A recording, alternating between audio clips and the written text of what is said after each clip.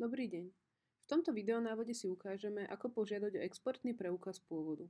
Najprv sa prihlásime do plemennej knihy so svojimi vlastnými prihlasovacími údajmi. V kolónke modul vyberieme rolu chovateľ a majiteľ a vyberieme správu exportov.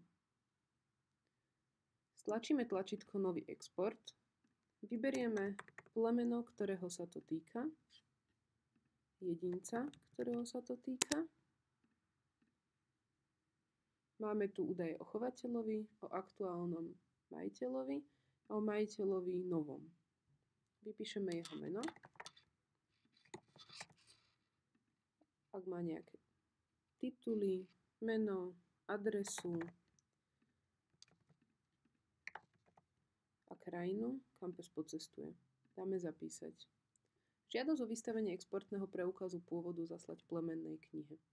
Exportný preukaz pôvodu bude vystavený až po doručení originálu slovenského preukazu pôvodu na plemennú knihu na uvedenú adresu.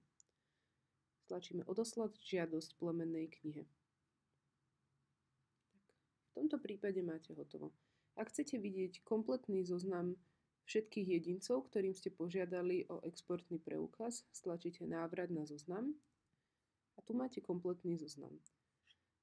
Dátum, kedy bola žiadosť odoslaná, dátum, kedy bude žiadosť vybavená, status, či ste vy ako chovateľ túto žiadosť plne dokončili a status, v akom stave je žiadosť na plemennej knihe.